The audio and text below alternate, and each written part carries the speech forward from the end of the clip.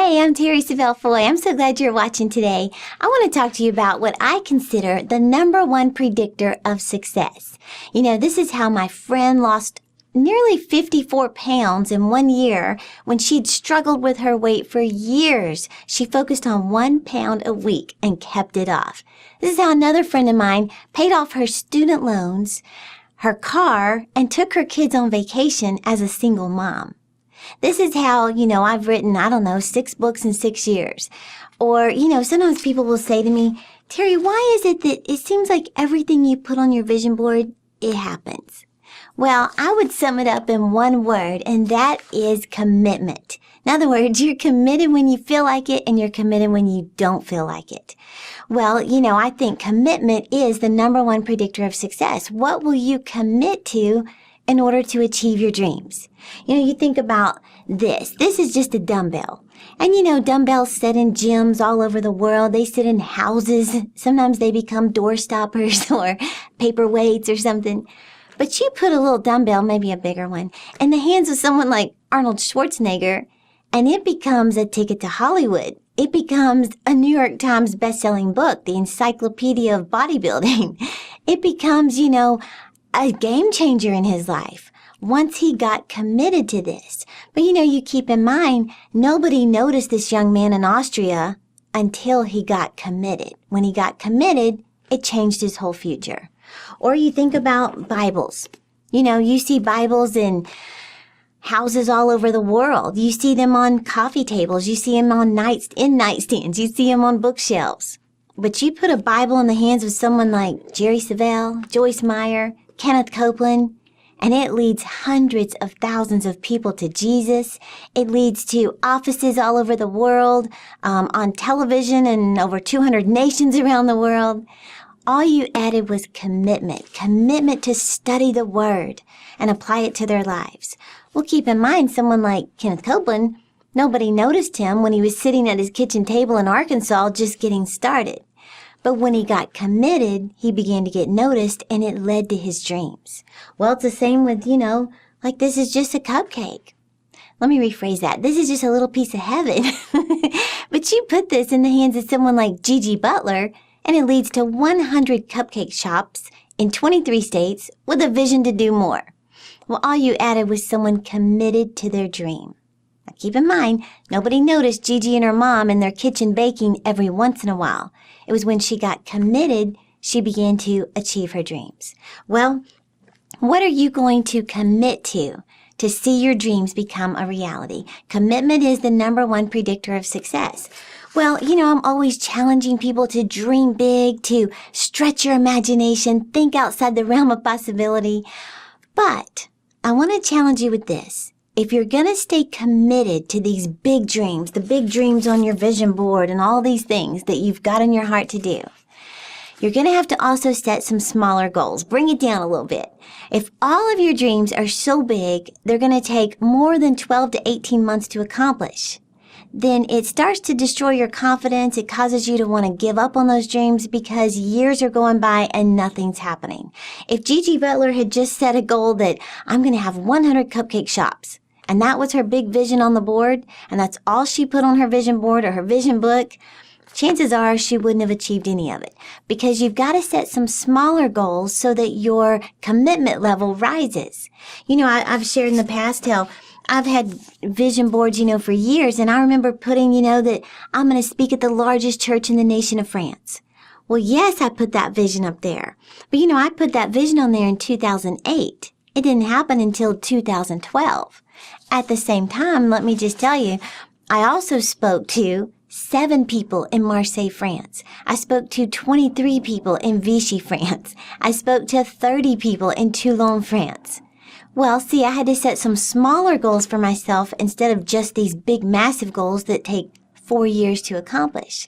So I want to challenge you to do the same thing. In order to stay committed to your goals, to your vision, your dreams, you've got to set smaller goals. Most success coaches recommend that you set goals that have about a 50% chance of happening. So think about what that means to you. I've told you how I set goals to, I was just believing to speak at events with John Maxwell. Well, I set that goal in 2011. Didn't happen until 2013. See, you can't just set all these big, massive goals for yourself. Don't just set the goal that I'm going to have a house on the Pacific Ocean, a big beach house. Well, you also need to set a goal to pay off that credit card of $3,000 by December 31st. See, chances are you're going to have to pay off that credit card before you get the beach house anyway.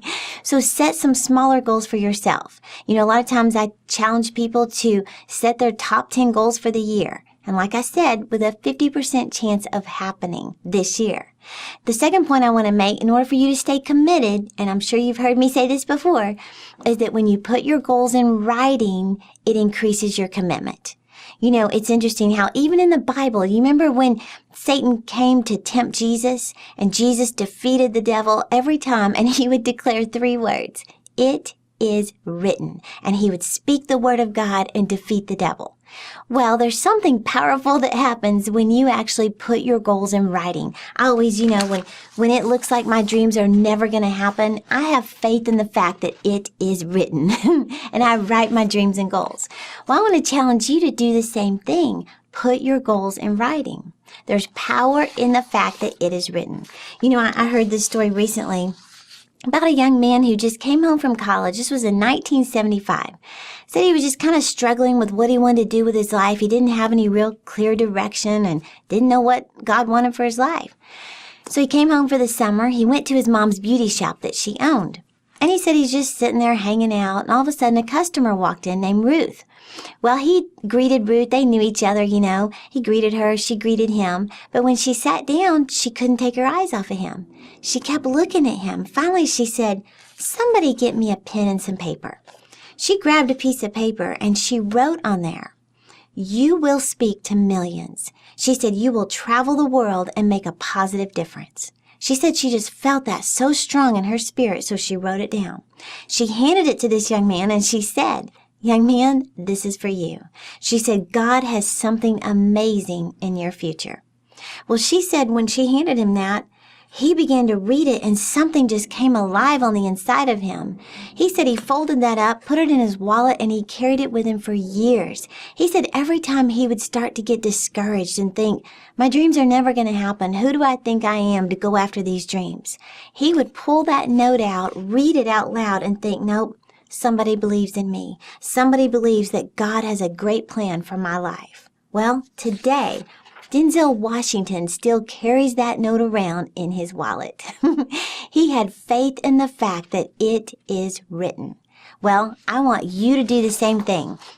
When you write your dreams and goals, it increases your commitment to achieve them. Have faith in the fact that it is written. And here's the thing, be it unto you according to your faith. So, I'm challenging you today to get committed to your goals. Don't just set the big, giant, massive goals. I want you to set those too. Put them around your vision board or in your book, but also set some smaller goals and put them in writing. Have faith in the fact that it is written. If you're enjoying these podcasts, please subscribe to this channel. Follow us on Instagram, Facebook, and Twitter so I can keep you motivated to achieve your dreams. Thank you for watching. I believe it's one thing to have a dream for your life, but when you discover God's plan for your life, that's the icing on the cake. It's more than a women's conference. It's a 2-day event that can change the course of your life. So make plans now to join Terri, Savelle Foy, and women from around the world at Icing 2016. You don't want to miss this unforgettable weekend of awesome worship, new friendships, fun-filled activities, and practical life application teaching with Terri. It's a sweet treat you don't want to miss. We'll see you at Icing 2016, October 14th and 15th at the Will Rogers Coliseum in Fort Worth, Texas. For more information and to register for this free event, visit terri.com. Don't wait, register today.